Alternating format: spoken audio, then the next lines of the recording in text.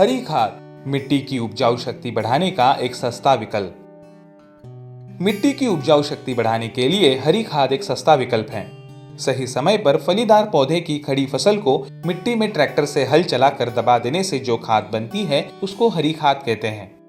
आदर्श हरी खाद के गुण: उगाने का न्यूनतम खर्च, न्यूनतम सिंचाई की आवश्यकता, कम समय में हरी खाद मिलना, विपरीत परिस्थितियों में उगने की क्षमता होना, खरपतवार को दबाते हुए जल्दी बढ़त प्राप्त करे, जो उपलब्ध वातावरण का प्रयोग करते हुए अधिकतम उपज दे। हरी खाद बनाने के लिए अनुकूल फसलें: ढेंचा, लोबिया, उड़द, मूंग, ग्वार, बरसिम यह कुछ मुख्य फसलें हैं।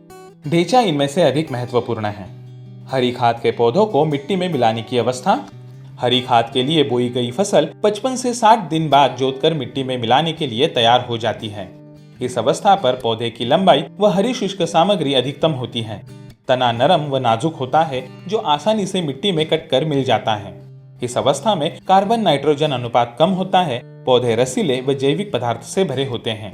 इस अवस्था पर नाइट्रोजन की मात्रा की उपलब्धता बहुत अधिक होती है।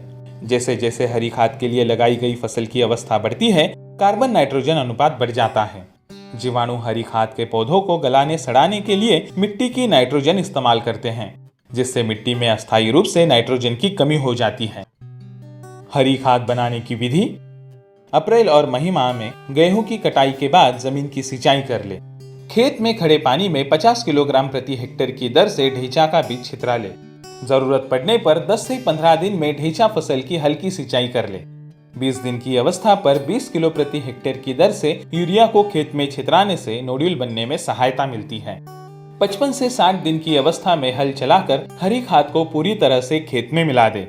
इस तरह लगभग 10 से 15 टन प्रति हेक्टेयर की दर से हरी खाद उपलब्ध हो जाती है, जिससे लगभग 60 किलोग्राम नाइट्रोजन प्रति हेक्टेयर प्राप्त होता है। हरी खाद के लाभ: हरी खाद को मिट्टी में मिलाने से मिट्टी की भौतिक शारीरिक स्थिति में सुधार होता है। हरी खाद से मृदा उर्वरकता की भरपाई होती है। सूक्ष्म जीवाणु की गतिविधियों को बढ़ावा मिलता है। मिट्टी की संरचना में सुधार होने के कारण फसल की जड़ों का फैलाव अच्छा होता है। हरी खाद के लिए उपयोग किए गए फलीदार पौधे वातावरण से नाइट्रोजन व्यवस्थित करके नोड्यूल्स में जमा करते हैं, जिससे भूमि की नाइट्रोजन शक्ति बढ़ती है।